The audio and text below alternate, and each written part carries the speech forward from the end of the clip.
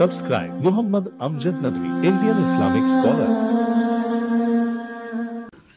أعوذ بالله من الشيطان الرجيم بسم الله الرحمن الرحيم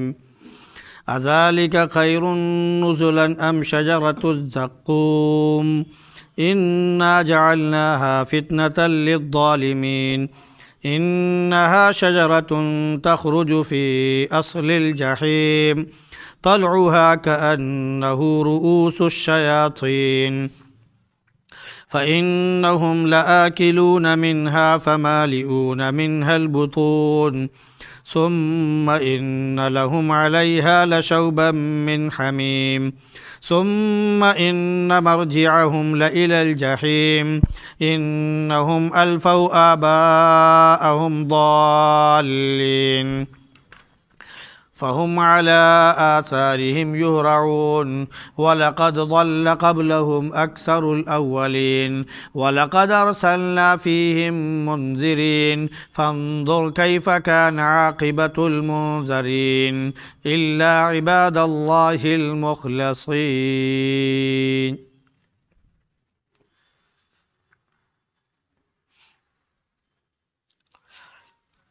إنها أذلك خير نزلا أم شجرة الزقوم.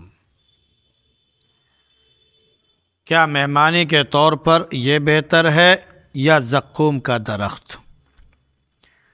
ہم نے اسے ظالموں کے واسطے ایک آزمائش بنایا ہے. یہ ایک درخت ہے جو جہنم کی جڑ سے نکلے گا اور اس کے خوشے ایسے ہیں جیسے شیاطین کے سر. یہ لوگ اسے کھائیں گے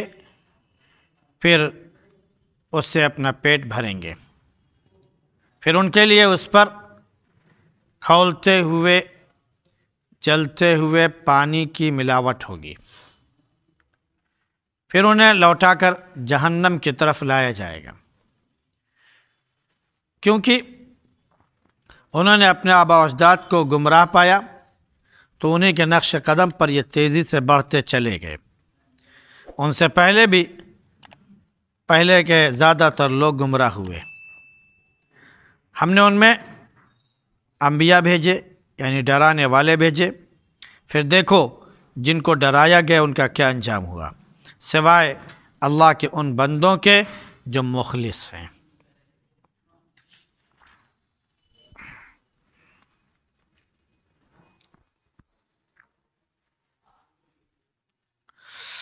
گزشتہ آیات میں جہنمیوں کے ذکر کے بعد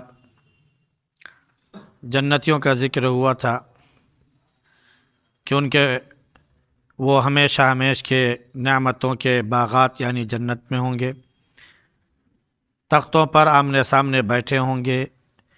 شراب کا دور چلے گا جو بہت خوش ذائقہ اور پینے میں بہت ہی لذیذ ہوگا،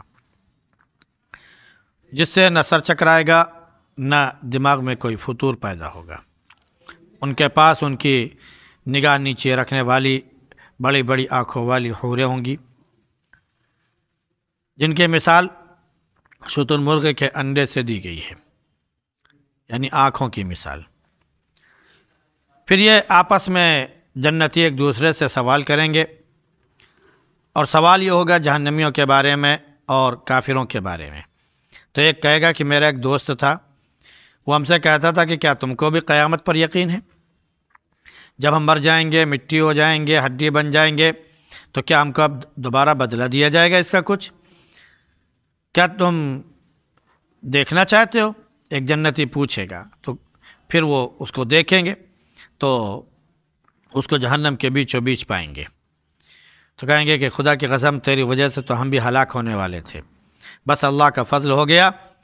ورنہ آج تیرے ساتھ ہم بھی جکڑے ہوئے ہوتے. پھر وہ آپس میں پوچھیں گے کیا اب موت تو نہیں آئے گی جو موت پہلے دنیا میں آ چکی تھی اس کے بعد؟ تو وہ کہ نہیں آئے گی اور نہ ہی اب عذاب ہوگا کیونکہ جنت میں جا چکے ہیں. جنت میں صرف نعمت اور آرام ہے. یہ بڑی کامیابی ہے اور اسی کامیابی کے لیے کام کرنے والوں کو عمل کرنا چاہیے.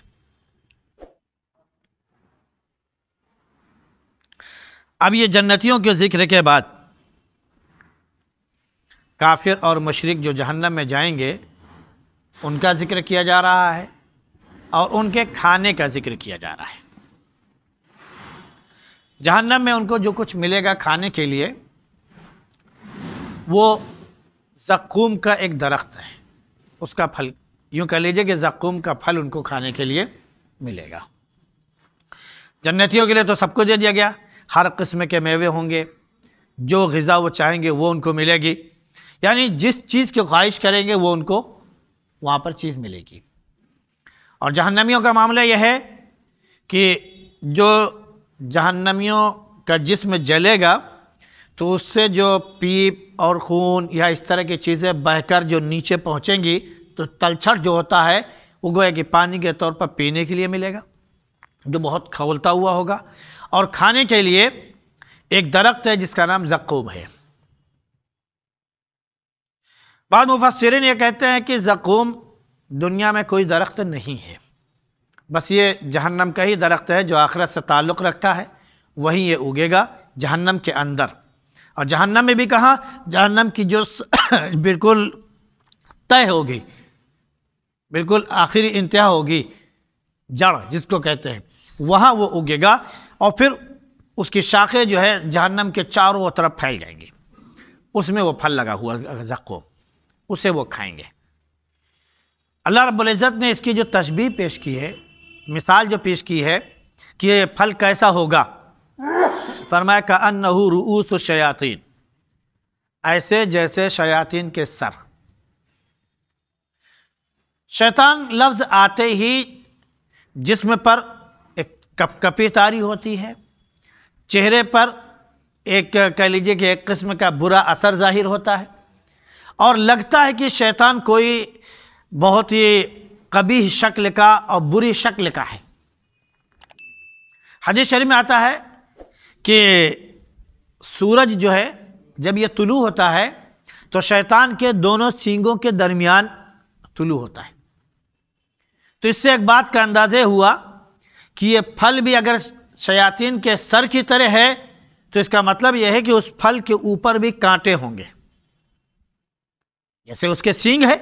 تو ویسے اس کے اوپر کانٹے ہوں گے۔ بلکہ تھوڑا سا اور آسان زبان میں یہ سمجھ لیجئے، جیسے آج کل ٹی وی پر اور نیٹ پر دکھا رہے ہیں کہ کورونا جو دکھا رہے ہیں گول گول ایک گیند کی مانی، تو اس کے اوپر چاروں طرف کانٹے اور دیگر بری شکلیں نظر آتی ہیں،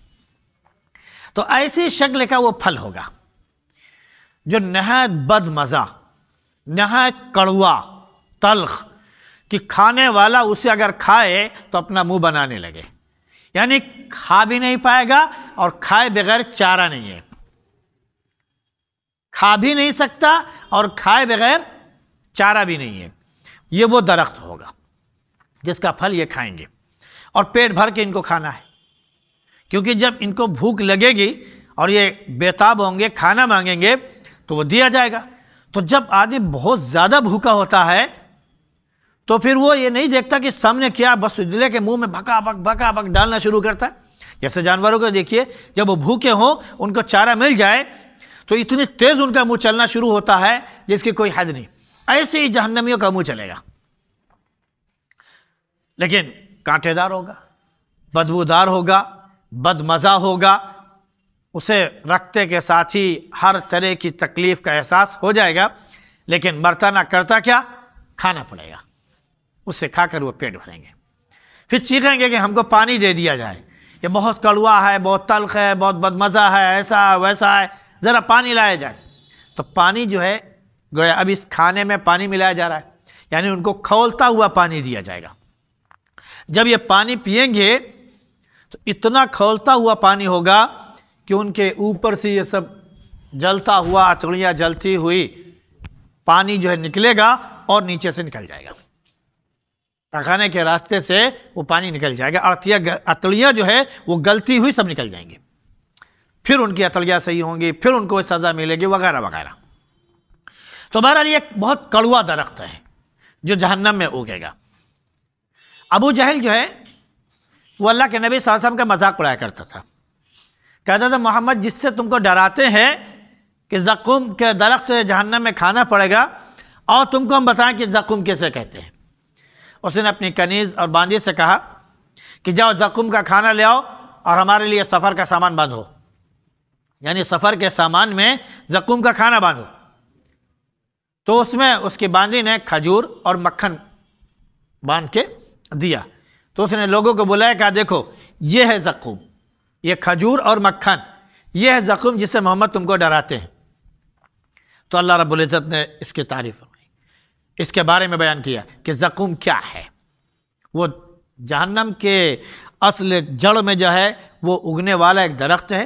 اس کی شاخیں پورے جہنم میں پھیلی ہوں گی، ایک بدبودار اس میں درخت پیدا ہوگا، پھل پیدا ہوگا، وہ پھل جو ہے زقوم کہلاتا ہے،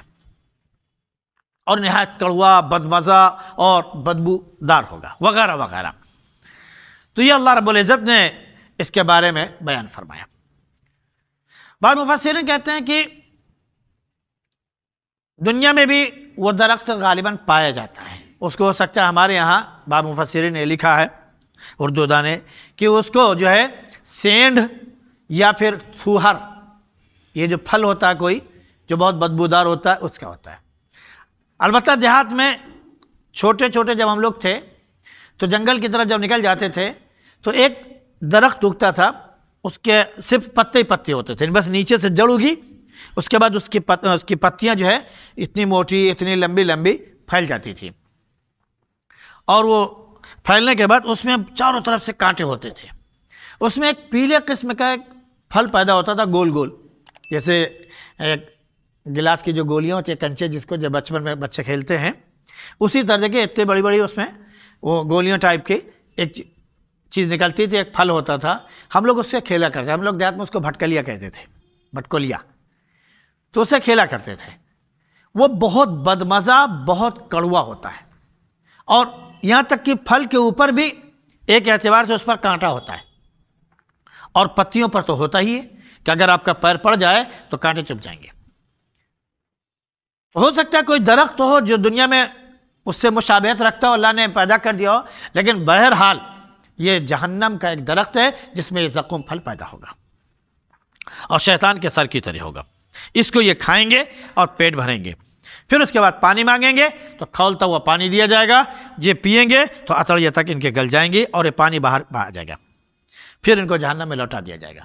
یعنی جس جگہ تھے اس سے اوپر ان کو لایا جائے گا اور یہ کھانا دیا جائے گا، اسے کھائیں گے، پھر ان کو ان کی جگہ پر بھیج دیا جائے گا۔ کیوں؟ اس کی وجہ بتائی جا رہی،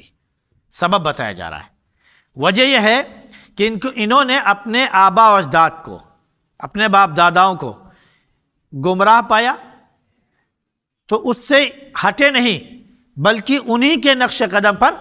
یہ چلنے لگے۔ جب ان کے نقش قدم پر یہ تیزی کے ساتھ چلنے لگے اور اسی پر یہ جم گئے تو اللہ نے فرمایا کہ پہلے کے لوگ بھی ان کے زیادہ تر گمراہ تھے اور یہ لوگ بھی گمراہ ہو گئے، کیونکہ ان لوگوں کے پاس اللہ نے انبیاء علیہ السلام بھیجے جنہوں نے ان کو ڈرایا لیکن نہیں مانے، تو اللہ نے فرمایا کہ ان قوموں کو دیکھو ان کا کیا انجام ہوا جن کو ڈرایا گیا تھا، ان کے اوپر عذاب آیا، اور ہر طرح سے اللہ رب العزت نے دنیا میں ہی ان کو تباہ کر دیا، عذاب میں مبتلا کر دیا۔ آخرت کا عذاب تو ہے ہی، ہاں آخرت میں یا دنیا ہی میں مرنے کے بعد نیک لوگوں کے لیے جنت کے کھڑکی کھول دی جاتی ہے قبرستان میں، قبر میں ہی، اور قبر بالکل وسیع ہو جاتی ہے